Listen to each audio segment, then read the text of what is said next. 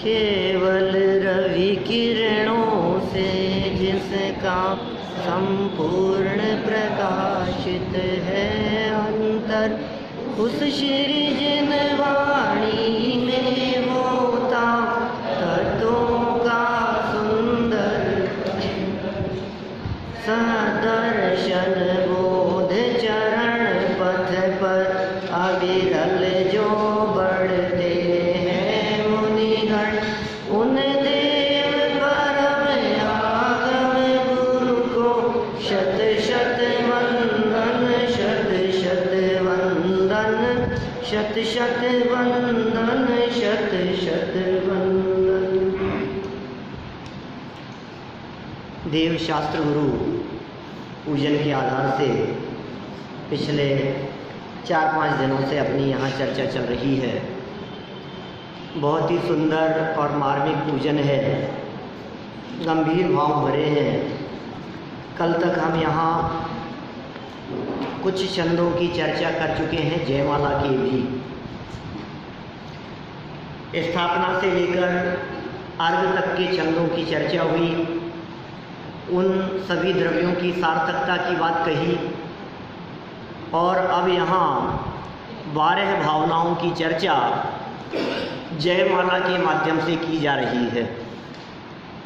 यद्यपि जयमाला में जिनकी पूजन है उन्हीं की चर्चा की जानी चाहिए, तथापि यहाँ 12 भावनाओं की चर्चा करते हुए देव शास्त्र गुरु का स्वरूप भी उसके उपरांत बतलाया है। अनित्य, अशरण और संसार, इन 3 भावनाओं के संदर्भ में, इन 3 छंदों के संदर्भ में कल तक हम चर्चा कर चुके हैं। नहीं, 2 ही किए थे, अशरण तक की चर्चा हुई थी। तो आगे बढ़ते हैं। आज हम देखिए क्या कहते हैं। भगवान के सामने खड़े हैं, भक्त पूजन कर रहा है और सामने खड़ा होकर अपनी भावना भगवान के सामने व्यक्त कर रहा है। संसार महादुख सागर के प्रभु दुखमय सुख आभासों में, मुझको न मिला सुख क्षण भर भी कंचन कामिनी प्रासादों में। क्या कह रहे हैं?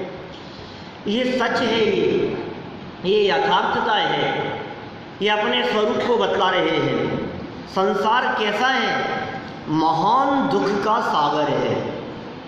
संसार दुख रूप नहीं, दुख सागर नहीं, महादुख सागर। कितने शब्द दिए देखो आप, सार्थक शब्द हैं।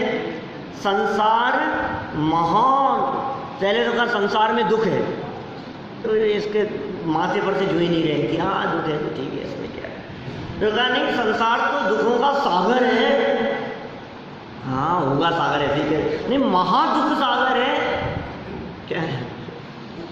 संसार महादुख सागर के, नहीं साहब ऐसा मत कहो कि दुख है, सुख भी है। हमें सुख भी मिलता है। एग्जाम में यदि फर्स्ट पोजीशन आ जाए तो हमारे को सुख मिलता है। क्या? हमारे शेयर्स के यदि दाम बढ़ जाए तो हमारे को सुख मिलता है। लोग हमारी आज्ञा के अनुसार चलें तो हमारे को सुख मिलता है। इसलिए आप सर्वथा ये बात नहीं कह सकते हो कि वो महादुख सागर है। सुख भी मिलता तो है, न सही परमानेंट, टेम्परेरी सही, लेकिन मिलता तो है। तो पता है क्या कहा यहाँ? प्रभु दुखमय सुख आभासों में। क्या? सुख का आभास मात्र था। हे प्रभु, जब मैं आपके चरणों में आकर आपके स्वरूप को देखता हूँ, आपके स्वरूप को निहारता हूँ, आपके स्वरूप के बारे में चिंतन करता हूँ, तो मुझे गहराई से पता लगता है इस बात का कि ये संसार में जितने भी सुख दिखाई देते थे ये सुख नहीं थे, ये सुख के आभास मात्र थे। मुझे भ्रम हो गया था कि मैं सुखी हो गया हूँ, लेकिन सच में तो सुख था नहीं। दुखमय, स्वयं दुखमय है और सुख का आभास लगता है। कहाँ कहाँ तलाशा तुमने सुख? बोलो। मुझको न मिला सुख क्षण भर भी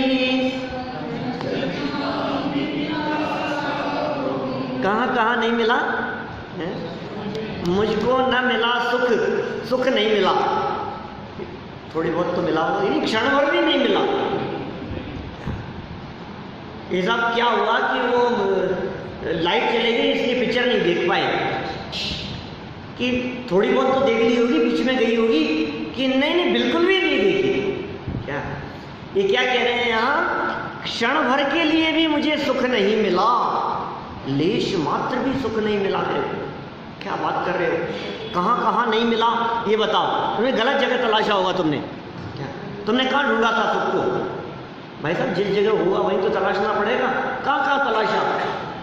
कंचन, कामिनी और प्रासादों में, ये तीन ऐसी जगह बतला दी हैं क्या, जिन जगहों में ये सुख खोजता है ये जीव।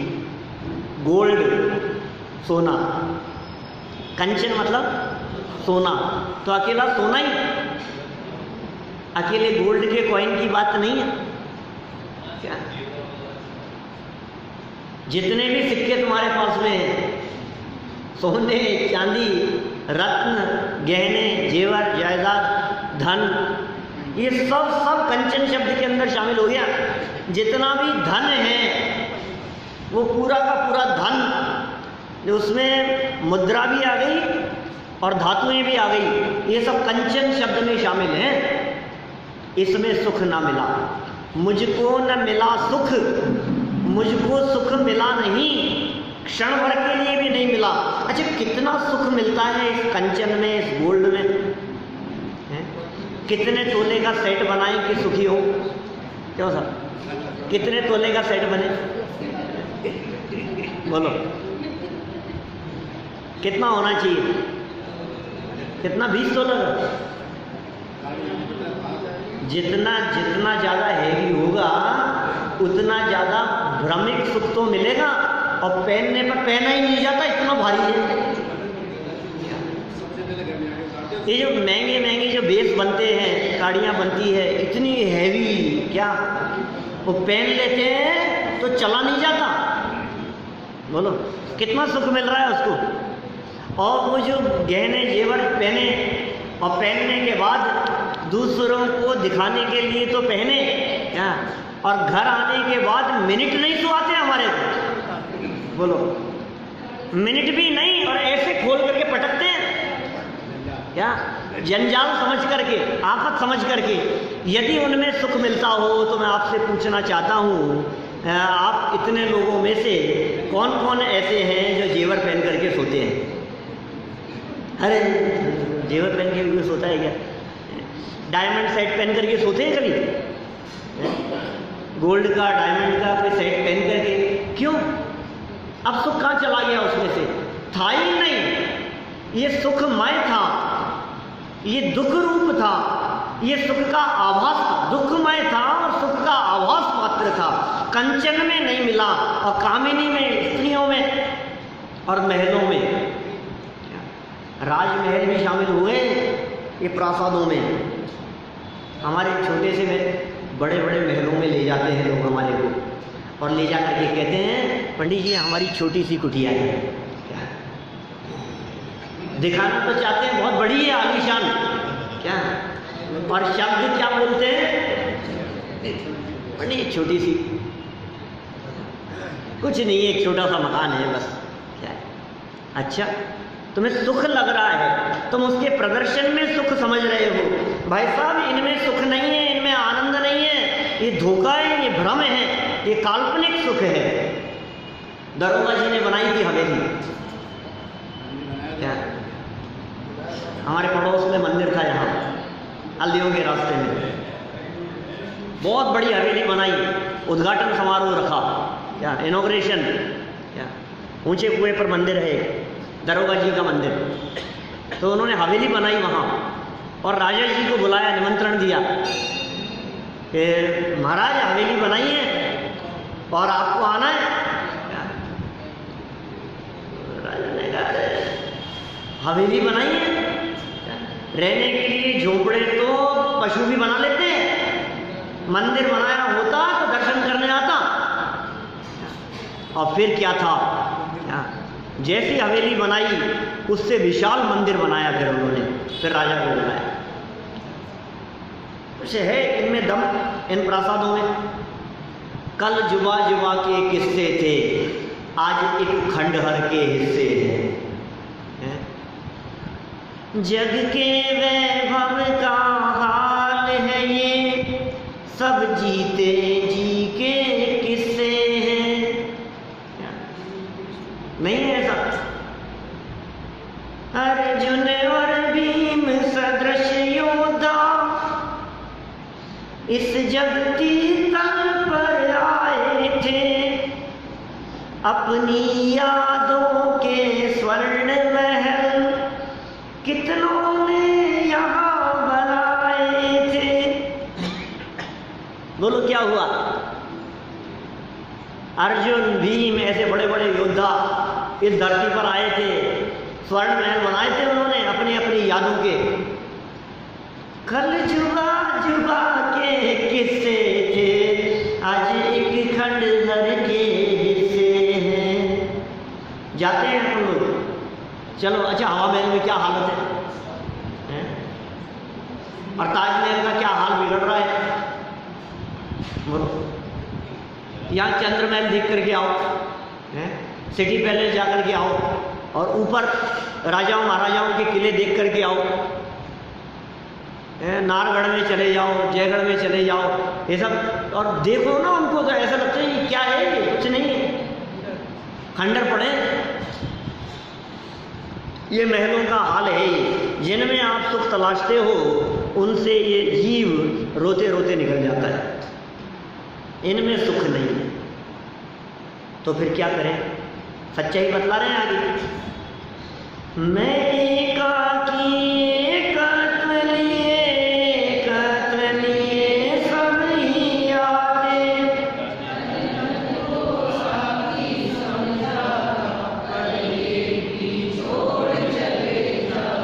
मैं एकाकी अकेला हूं मैं,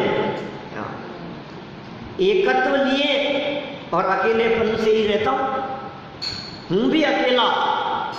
क्या क्या बात कर रहे हो साहब? अकेले कहाँ परिवार के साथ में रहते हैं? कि नहीं, संयोग है सर्वत्र पर साथी नहीं संसार में।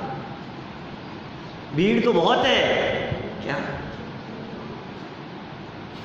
बहुत चिंता हो रही है। बेटा पहली बार जा रहा है, कहाँ पे? घर से बाहर, और अकेला अकेला गया है। अकेला गया, कैसे गया है? ट्रेन से कि फ्लाइट से? फ्लाइट से गया है, तो अकेला ही था फ्लाइट में? अरे नहीं नहीं, लोग तो बहुत थे, फ्लाइट तो फुल थी, लेकिन फिर भी अकेला। इसको पता ही नहीं है अकेला मतलब क्या होता है। अकेला मतलब, अकेला कहने का मतलब ये कोई साथी नहीं है। अकेला कहने का मतलब ये है कोई सहयोग करने वाला नहीं है, उसका नाम अकेला है। अकेला ही है, कोई साथ नहीं देता है जगत में, जगत का स्वरूप ही ऐसा ही है। और एकत्व लिए हुए सब आते हैं, सब अकेले अकेले आते हैं, और सबको अकेले अकेले जाना है। कौन किसके साथ में आया है बताओ? यहाँ क्या बात कर रहे हो? सब गाड़ी में साथ में आए हैं? अरे गाड़ी में साथ की बात नहीं है, यहाँ मनुष्य जन्म में कौन कौन साथ में आया है? मनुष्य जन्म में साथ में आए होते तो जुड़वा कहलाते। जिनको आप साथी कह रहे हो वो आपके साथ नहीं आए हैं, और वो आपके साथ जाने वाले भी नहीं है। तो तुमने साथी समझ लिया, तन धन को साथी समझा था,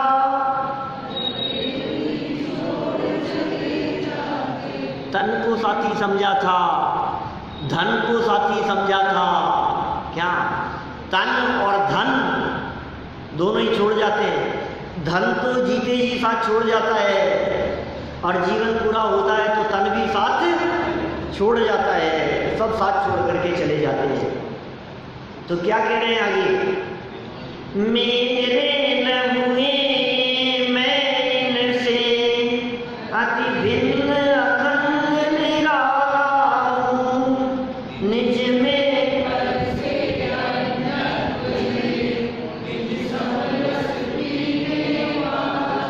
बोलते सब बोलेंगे तो समझ में आएगी क्या कह क्या रहे हैं हम।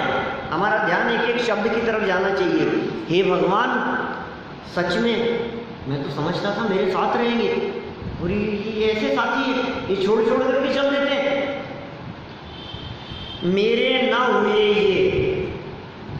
ये धन किसी का नहीं हुआ, ये जमीन आज तक किसी की नहीं हुई, ये स्त्री पुत्रादिक वैभव संपदा ये आज तक कभी किसी की नहीं हुई। आज किसी और की है, कल किसी और की हो जाती है, कल किसी और की थी, फिर किसी और की हो जाएगी। अनादिकाल से इस धरती को लोग अपनी अपनी अपनी अपनी कहते हुए चल रहे हैं। क्यों साहब, जोधपुर आपका है कि जयपुर आपका है? जोधपुर तो नहीं है, जयपुर तो अपना है, जयपुर तो अपना ही है ना। राजा महाराजा भी अपना अपना कहते हुए चले। ये जयपुर जय सिंह का है कि मान सिंह का है? जयपुर किसका है? अच्छा, जयपुर यदि राजा का है, क्या जय सिंह ने बताया था ना जयपुर, हम यदि ये मान ले कि वो सवाई जय सिंह का ये जयपुर है, ठीक है, तो मैं आपसे पूछता हूँ, आप जिस मकान में रहते हो वो आपका है कि महाराजा का है? मेरे साहब वो तो हमारा है। तो आप जिसमें रहते हो वो, बोले वो तो हमारा है। और आप जिसमें रहते हो वो क्या हमारा है? और आप जिसमें रहते हो वो, बोले वो आपका है। तो फिर महाराजा का क्या है? बोलो, जयपुर है। अब जयपुर में बचा क्या? सारे मकान तो इंडिविजुअल हैं लोगों के अपने अपने। अब क्या बच गया? महल बच गया। सब झूठी मान्यताएं हैं जी। हम जिस मकान को अपना कह रहे हैं, हम जिस शहर के मकान को अपना कहते हैं ना, वो मकान पिछले 350 साल से है। पता है आपको क्या? ये जब जयपुर बसा ना, यहाँ पड़ोस में है, और टोडरमल जी के प्रवचन में आते थे हमारे पूर्वज, यहाँ आकर के बैठते थे, उनका प्रवचन सुनने के लिए आते थे। तो आपके नहीं, तो आप तो कहाँ रहते हो? पता नहीं, वहाँ से भी आते हो तो नहीं। हमारा तो नक्की है, बिल्कुल पक्का है कि यहाँ पड़ोस से प्रवचन सुनने के लिए आते थे। हजारों लोग सुनने के लिए आते थे, तो उनमें नहीं आते होंगे?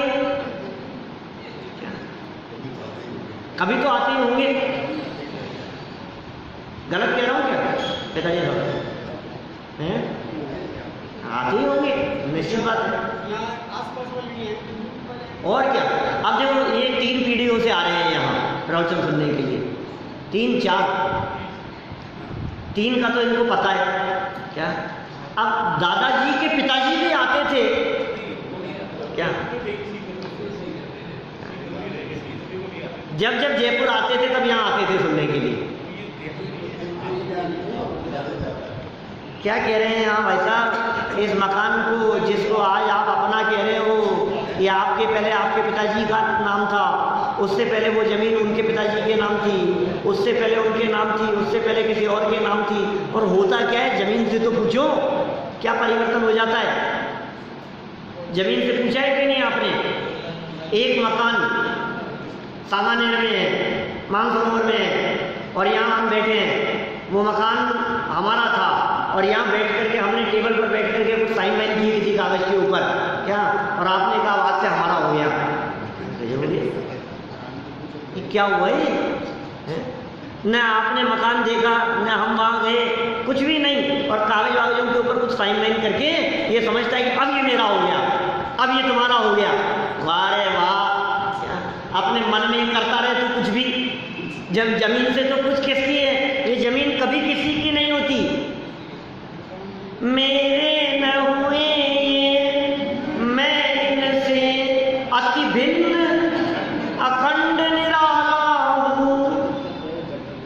मैं अखंड हूँ, निराला हूँ, अपने में एकत्व लिए हुए और पर से भिन्नता लिए हुए, अत्यंत भिन्न, अखंड, ज्ञानादि अनंत गुणों का अखंड पिंड, निराला, भिन्न, बिल्कुल अलग पड़ा हूँ मैं, एक तत्व हूँ। और निज में, अपने आप में पर से भिन्नता लिए हुए बस अपने ही रस को पीने वाला। पर का रस नहीं, निज रस को ही समरस को, समता रूपी रस को ही मैं पीने वाला हूँ। ठीक है, कोई कठिन शब्द तो नहीं है। आगे बढ़े अपन। भाई देखो, थोड़ा सा फास्ट चलेंगे तब जा करके चर्चा हो पाएगी, नहीं तो ऐसा लगेगा एक पूजन को लेकर के बैठे और कितने दिन निकाल दिए। आगे बोलो सब मिलकर के। जिसके श्रृंगारों में मेरा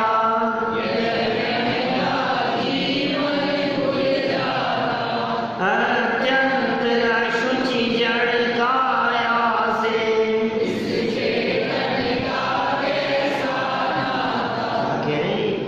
पर के साथ में नाता जोड़ने की बात कर रहा है। संयोग और संपदा के साथ में नाता जोड़ने की बात कर रहा है। तुझे पता है ऊपर वाले छंद ने कहा तू उससे अत्यंत भिन्न है, न्यारा निराला है, तू चेतन है और देह जड़ है, लेकिन फिर भी अपने काम से काम रखो। नहीं कहते लोक व्यवहार में भी लोग अपने काम से काम रखो भाई साहब, अपने काम पर ध्यान दो, अपना ही काम करो, दूसरों के चक्कर में मत उलझो बिल्कुल भी।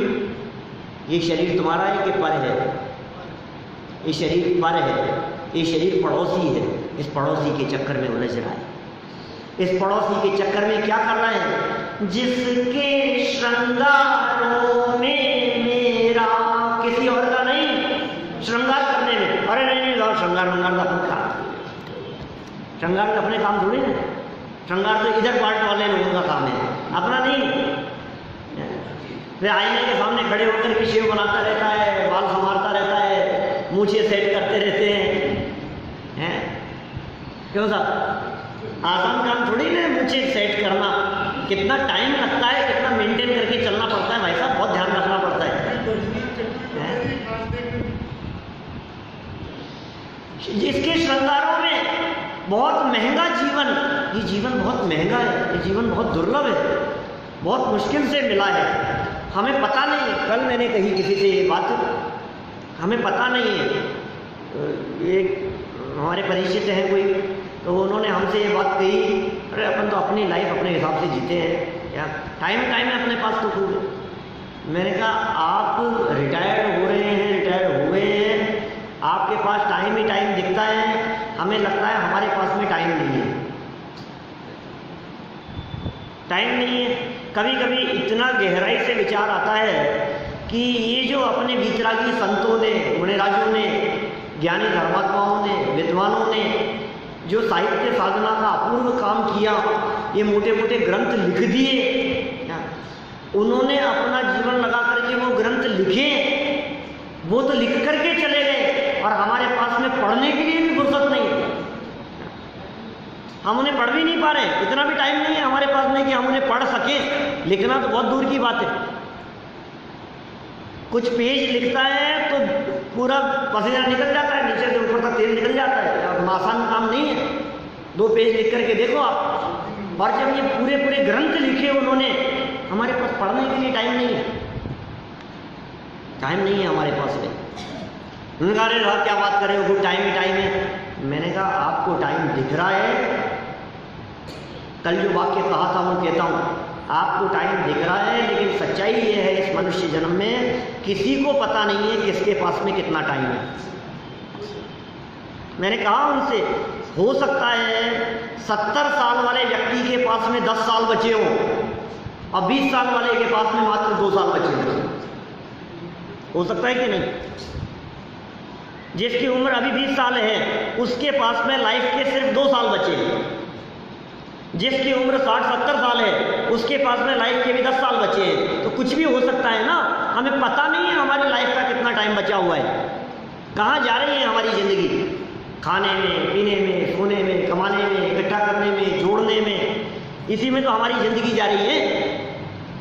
ये जीवन कितना दुर्लभ है। उसमें इष्टोपदेश ने एक बहुत सुंदर श्लोक दिया और उस श्लोक में ये कहा कि ये जीव अपने जीवन से भी ज़्यादा धन को चाहता है। जीवन की कीमत पर भी इसकी मूर्खता की ऐसी चर्चा की है उन्होंने, ऐसी बात कही है, जीवन की तो कोई कीमत नहीं है इसको। क्या जीवन गंवा करके भी धन बढ़ाना चाहता है। ये कहता है आज यदि हमने कोई एफडी कराई, आज यदि हमने कहीं पैसा डिपॉजिट कराया और कितने समय में निकल होना है वो डबल जो भी हो, है ना। ये मान लिया साहब इतने समय में डबल होना है, ठीक है।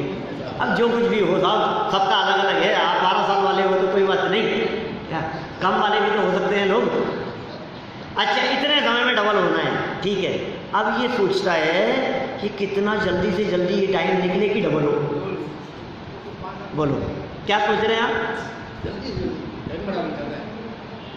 मान लो 6 महीने में डबल होने हैं, डबल साल भर में डबल होने हैं, 2 साल में होने हैं, 5 साल में होने हैं, जिसका जितना है, जितने टाइम के लिए है, ये सोचता है वो टाइम जल्दी से निकले तो पैसा डबल हो जाए।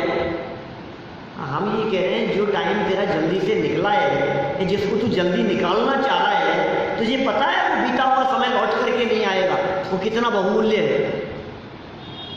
हमारे इस जीवन की एक एक घड़ी बहुमूल्य है, एक एक घड़ी। 2-4 दिन पहले हम बात कर रहे थे पिताजी से, तो पापा ने कहा कोई किसी चीज़ के बारे में, यार टाइम वेस्ट। मैंने कहा टाइम वेस्ट हो रहा है, कुछ अंदाजा है? एफडी की बात थी क्या? ये मेरे से बोले कि वो सेविंग बैंक अकाउंट के अंदर पैसा रखा है, तो बोले वो उसकी एफडी क्यों नहीं करा लेता है, तो क्या 200-400 रुपये रोज का नुकसान कर रहा है। तो मैंने कहा 200-400 रुपये रोज का नुकसान तो दिख रहा है क्या? और एक मनुष्य जीवन के बहुमूल्य क्षण जो अमूल्य है ये जा रहे हैं, उसकी अपन परवाह नहीं करते। मैंने उनको सुनाते हुए नहीं कहा, मैंने तो चर्चा करते हुए कहा कि अपनी कैसी स्थिति है। वो लोग अपन ये नहीं सोच रहे हैं ये जा रहे हैं, ये कितना कीमती है, ये कहाँ बर्बाद कर रहे हैं। 200 रुपये यदि कहीं बर्बाद होते हैं, 2000 रुपये यदि कहीं लग गए तो उसकी चिंता करता है, और ये हमारा समय जो टीवी देखने में निकल गया ये उसकी परवाह नहीं करता। ये समय जो हमारा मौज मस्ती करने के अंदर, घूमने फिरने में, इधर उधर में चले गया, गप्पे लड़ाने में जो हमने 2 घंटे बर्बाद कर दिए, ये हमारे को दिखता नहीं है कि ये हमने कितनी बहुमूल्य निधि, जो टाइम जो की कीमती था, उस टाइम को हमने खो दिया। और यहाँ तो क्या कह रहे हैं, देखो जो इधर उधर गप्पों में उड़ाए उसकी तो बात ही नहीं है, जो टीवी में, न्यूज़पेपर में, दुनियादारी में इधर उधर के अंदर जो गंवाएं उसकी तो बात ही नहीं है। अरे नहीं साहब, हम तो अपने लिए एक्सरसाइज करते हैं, प्राणायाम करते हैं रोजाना, क्या घूमने के लिए जाते हैं, दौड़ लगाते हैं सुबह से, सब अपन तो बहुत सारा इसी के लिए सेटिंग, सब जिम ज्वाइन कर रखा है, ये ज्वाइन कर रखा है, फिटनेस वो ज्वाइन कर रखा है, वहाँ ज्वाइन, बराबर सब बहुत मेंटेन करके चल रहे हैं। तो ये कह रहे हैं जिसके श्रृंगारों में तेरा मेरा सबका, हर व्यक्ति का सुबह से शाम तक यदि आप टाइम कैलकुलेट करके देखेंगे तो आपको लगेगा अपना पूरा का पूरा टाइम ये तन खा जाता है। क्या तनख्वाह बोलते हैं ना, तनख्वाह। ये तनख्वाह क्या चीज़ है? ये तन है क्या? आप जितना भी आएगा आपके पास में उसका क्या होगा? ये तन खा जाएगा सब। क्या बात कर रहे हो आप? नोट खाते हो, धन खाते हो? अरे धन नोट नहीं, सब कुछ सुबह से लेकर शाम तक इस शरीर के लिए बर्बाद हो रहा है। अकेली तनख्वाह कोई ये तन नहीं खाता है, समय को भी खाता है। ये महंगा जीवन घुल जाता, क्या शब्द दिए इन्होंने? बर्बाद हो जाता। घुल जाता मतलब बर्बाद हो जाता है। बहुत महंगा जीवन बर्बाद हो रहा है। किसके पीछे बर्बाद हो रहा है? अत्यंत अशुचि। अशुचि मतलब अपवित्र, गंदगी जिसमें भरी हुई है। इस शरीर की ये स्थिति है। ऊपर से कितना भी सुंदर दिखे, क्या कितना भी सुंदर दिखे ऊपर से, लेकिन कहते हैं ना, वर्क सोने का चढ़ा है गोबर की मिठाई पर। अब बोलो क्या करें? वर्क सोने का चढ़ा है, सोने का वर्क किस पर?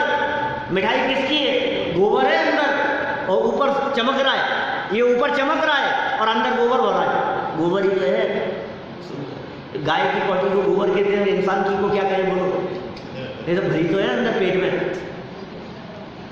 पेट में, नसों में, पूरी बॉडी में क्या क्या भरा है। अंदर की चीज निकल करके बाहर आ जाए, देखना पसंद नहीं करे, खड़े रहना पसंद नहीं करे, वोमिटिंग कर दे में, अंदर से निकल करके ब्लड निकलने लग जाए, खून मांस, कभी ऐसा देखो आप तो वो क्या दिखता है हमारे को, देख नहीं सकता। अत्यंत अशुचि है ये जड़ काया। इस चेतन का कैसा नाता? मैं चेतन हूँ, मेरा और इसका क्या संबंध है? बताओ तो सही। कुछ भी तो संबंध नहीं है, कोई संबंध नहीं है इस जड़ शरीर से मेरा। लेकिन फिर भी पता नहीं क्यों मैं अपने जीवन के दुर्लभ क्षणों को इस देह के लिए बर्बाद कर रहा हूं। वापस पढ़ो क्या कह रहे हैं। जिसके श्रृंगारों में मेरा यह महंगा जीवन गुम जाता, अत्यंत अशुचि जड़ काया से इस चेतन का कैसा नाता। अत्यंत अशुचि है इस चेतन का, इस चेतन का मेरा कैसा नाता है? कोई संबंध नहीं है। व्यवहार से उपचारिक संबंध कहलाता है, अनुपचारिक असद्भुत व्यवहार में से देह और आत्मा का संबंध है, कोई संबंध नहीं है वास्तव में। वस्तु स्थिति तो यह है। अच्छा तो साहब आप ये कह रहे हो कि इनके साथ में हमारा कोई संबंध नहीं है, शरीर के साथ में कोई संबंध नहीं है, मैं इनमें बर्बाद कर रहा हूँ, तो मैं इतने लंबे चौड़े जो मेरे बिजनेस चल रहे हैं, काम हो रहे हैं, व्यापार चल रहा है, फैक्ट्रियाँ चल रही है, सब काम हो रहे हैं, ये सब बोले ये तू करता ही नहीं है। तेरा बिजनेस अलग चलता है, ये बिजनेस तेरा नहीं है जिसको तू चलाता हुआ दिखाई देता है, ये काम तेरा नहीं है जिसको तू बढ़ा रहा है, तेरा काम कुछ और है, तेरा व्यापार कुछ दूसरा चलता है। बोले हमारा व्यापार दूसरा चलता है तो तुझे ही पता नहीं है कौन सा व्यापार चल रहा है। ये आगे कह रहे हैं, दिन रात शुभाशुभ भावों से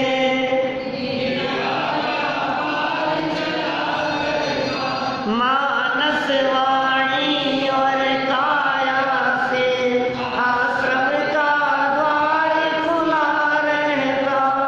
क्या कह रहे हैं मनोज जी सर? कौन सा बिजनेस चल रहा है अपना? दिन रात शुभ और अशुभ भावों से। ये भगवान के सामने खड़े होकर के कह रहे हैं, भगवान आज तक तो मैं गलत फहमी में ये समझ रहा था कि वो व्यापार मेरा चल रहा है, फर्नीचर का, वो ज्वेलरी का व्यापार मेरा चल रहा है, मैं समझ रहा था वो कपड़े का व्यापार मेरा चल रहा है।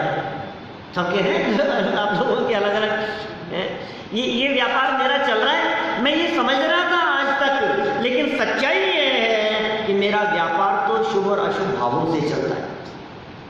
भगवान के सामने खड़े होकर के ये बात समझ में आ रही है, ये व्यापार चल रहा है, शुभ और अशुभ भाव निरंतर चलते रहते हैं, नॉन स्टॉप चलता है। सर्विस और बिजनेस में क्या फर्क है जानते हैं आप? सर्विस लिमिटेड टाइम के लिए होती है और बिजनेस 24 घंटे होता है। अच्छा रात को 10 बजे, रात को 11 बजे आपकी कोई पार्टी आपको फ़ोन करे तो आप मना कर दोगे? रात को 11 बजे हो गई साहब ये डीलिंग होनी है और इसके लिए मीटिंग में तो रात को 11 बजे कर सकता हूँ, अब देख लो आपके पास टाइम हो तो ठीक है, नहीं तो फिर मैं कहीं और। कि नहीं, अरे क्या बात कर रहे हो, टाइम ही टाइम है। क्या टाइम ही टाइम है हमारे पास में? तो किसके लिए 24 घंटे बिजनेस कैसे बढ़ाना है, क्या करना है, कहाँ से माल खरीदना है, कहाँ माल बेचना है, किससे कितना लेना है, किससे कितना देना है, सारा हिसाब किताब सारे दिलो दिमाग में वही 24 घंटे घूमता रहता है। अब ऐसा कर लेंगे, अब ऐसा कर लेंगे, ये कर लेंगे। अरे तू बाहर का व्यापार नहीं, ये तेरे दिल में शुभ अशुभ भावों का व्यापार चल रहा है 24 घंटे। ये बिजनेस है असली। और इस बिजनेस से क्या हो रहा है कि साहब आपने कह दिया शुभ अशुभ भावों का कि नहीं, इससे इनकमिंग भी हो रही है, क्या इससे कुछ आ भी रहा है? ये सब बिजनेस तो उसे कहते हैं जिसमें लेन देन हो, आना जाना हो, कि हो रहा है ना, समय तेरा जा रहा है और कर्म तेरे पास में आ रहे हैं। क्या है बिजनेस हो रहा है? ये किससे करते हैं ये बिजनेस? मानस वाणी और काया से, मन से वचन से, मानस मतलब मन, वाणी वचन और काया, मन वचन और काया के माध्यम से निरंतर मेरा ये व्यापार चल रहा है और कर्मों का आश्रव हो रहा है। काय वांग मन है कर्म योग है, स आश्रव है, उमा स्वामी आचार्य का सूत्र है। काय वांग मन है कर्म योग है, स आश्रव है। शरीर मन और वाणी से कर्मों का आश्रव आ रहे हैं, निरंतर निरंतर निरंतर आ रहे हैं कर्म। ये क्या कर रहे हो आप, कुछ अंदाजा है क्या आपको कहाँ जा रहा है हमारा जीवन? मानस वाणी और काया से आश्रम का द्वार खुला रहता। और इस बिजनेस के अंदर जिस तरह से आप लौकिक बिजनेस को देखते हुए व्यस्त होते हो, त्रस्त होते हो और आप व्यस्त दिखाई देते हो, ऐसी ही बात यहाँ क्या कह रहे हैं? शुभ और अशुभ की ज्वाला से झुलसा है मेरा अंतस्तल, शीतल समकित किरणें फूटे। क्या कह रहे हैं? हे भगवान, सच कह रहा हूँ मैं महसूस कर रहा हूँ, जब आपको निराकुलता में देखता हूँ, जब आपको अत्यंत शांत मुद्रा में देखता हूँ, जब आपको शुभ शुभ भावों से भिन्न अपने स्वरूप में लीन देखता हूँ, तो मुझे लगता है ओह मैं कहाँ फंसा हूँ, शुभ में भी और अशुभ में भी। ये ज्वालाएं हैं, अशुभ अकेला नहीं, शुभ भी ज्वालाएं। अकेले अशुभ की बात नहीं कही यहाँ, अशुभ और शुभ दोनों ही चलते रहते हैं ना। कभी घर गृहस्थी व्यापार में उलझा रहता हूँ, तो कभी कभी ऐसा भी होता है कि मैं मंदिर में आकर के पूजन भी करता हूँ, स्वाध्याय भी करता हूँ, शुभ भावों में भी लगा रहता हूँ। ये कह रहे हैं दोनों से झुलस रहा हूँ मैं, मेरा अंतस्तल झुलस रहा है, मेरा हृदय पीड़ित है इस चीज से, झुलसा है मेरा अंतस्तल। ये ज्वालाएं कह रहे हैं, आग कह रहे हैं, आग लग रही है शिवाशुभ भावों के अंदर। अंदाजा नहीं है हमारे को, विकल्प ही नहीं आता हमारे को, थड़फड़ा रहा है, आकुलित व्याकुलित हो रहा है, आकुलता फिर भी बनी रही, क्या कारण जान नहीं पाया। निरंतर आकुलता आकुलता आकुलता आकुलता आकुलता, टेंशन घबराहट, क्या क्या चल रहा है तुम्हारे दिमाग में? अब भावना क्या ये बता, तेरे को सच्चाई तो समझ में आ गई। भगवान के सामने पूजन कर रहे हैं ना, तो भगवान ने ये कहा कि बात सही है, अब समझ में आई है तेरे, अब तू सच्चा भक्त होने के योग्य दिख रहा है।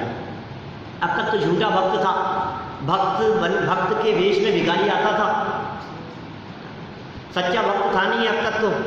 अब तेरी बातों से ऐसा लग रहा है कि तू सही रास्ते पर है।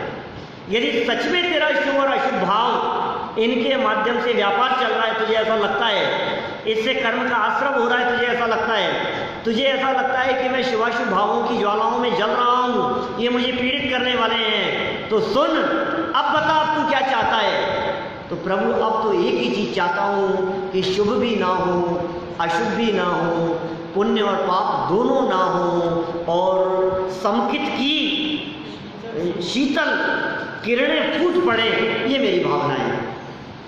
शीतल समकित किरणें फूटे, संभर से जागे। शीतल शांत सम्यक्त्व की किरणें फूट पड़े, जागृत हो जाएं और संवर प्रकट हो अंदर में, तो आत्मबल भी अवश्य प्रकट होगा, आत्मा की शक्ति प्रकट होगी। संवर से जागे अंतर्बल, आत्मबल, आत्मशक्ति, आत्मा की सामर्थ्य ये प्रकट होगी। ठीक है ना? देखो फिर क्या कहते हैं आगे कि उससे क्या होगा? फिर तप की शोधक वर्ण जगे, कर्मों की कड़ियाँ टूट पड़े।